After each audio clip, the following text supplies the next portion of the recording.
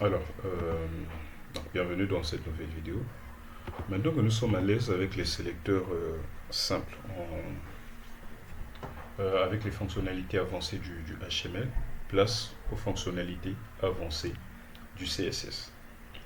Et donc, la première chose que nous allons découvrir dans ces fonctionnalités avancées du CSS, ce sont les sélecteurs.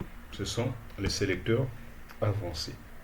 Jusqu'à présent, nous avons vu trois types de sélecteurs, donc les sélecteurs d'ID, les sélecteurs de classe, les sélecteurs d'éléments et les sélecteurs de descendance.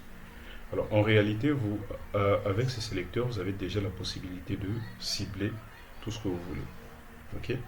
Alors moi, d'ailleurs, je n'utilise que très rarement les sélecteurs, d'autres types de sélecteurs avancés plus autres. Mais bon, voyons voir quelques sélecteurs avancés qui existent. Commençons par le sélecteur d'attributs.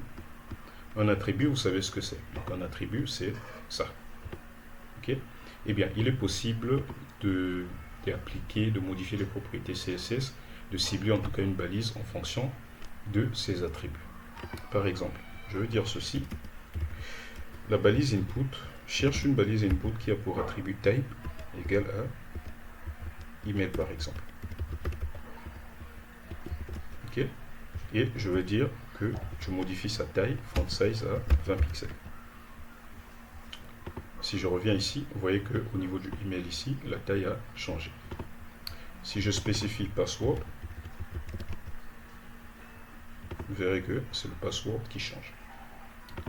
Je peux aller plus loin, je peux dire l'attribut name en fait. Donc là, je vais dire color, on va dire red par exemple. Et là, vous voyez que ça passe au rouge. Ok. Donc, sélecteur d'attributs. Récupérer, cibler des balises en utilisant les attributs qui sont à l'intérieur. Ça marche aussi sur les attributs classe. Je peux dire attribut classe ici, mais ça techniquement, ça sert à rien. Ok. Tout simplement parce que lorsque vous avez un sélecteur de classe, vous savez comment procéder. Ok. Là, en couleur. Là, en couleur. Ok. Là, en couleur. Vous voyez. Donc là, bon, là, celui-là, je ne l'ai pas appliqué. Bref. Donc, tous ceux qui ont pour attribut classe feed, vous appliquez ces propriétés. Et on voit que ça fonctionne. Et ça fonctionne également sur les paragraphes. Là, par exemple, ici, c'est un fait exprès. Enfin, j'ai mis check. Check, ça n'existe pas. Ok, c'est un attribut qui n'existe pas. Mais vous allez voir qu'avec le CSS, même en utilisant un attribut qui n'existe pas, je peux cibler ma balise. Je peux dire la balise P qui a pour attribut check, qui n'existe pas. Je précise encore para. Ok. Modifie la couleur, je mets yellow. Et vous voyez qu'ici, il transforme bel et bien. Je répète encore, l'attribut para n'existe pas. L'attribut check n'existe pas. Donc vous voyez que là, avec cette méthode, je peux sélectionner les balises, même en utilisant des attributs fictifs. Ensuite, il existe une catégorie de sélecteurs qu'on appelle des sélecteurs qu'on appelle les sélecteurs de fratrie. Donc les sélecteurs de fratrie en fait permettent de sélectionner les éléments en vous basant sur leurs relations frères et sœurs. Par exemple, vous voyez, cette balise input et ce paragraphe ont une relation de fratrie. Ok. Donc, avec la relation de fratrie, je peux dire par exemple ceci. Cible la balise qui vient juste après la balise input. Ok. Donc, je peux dire ceci.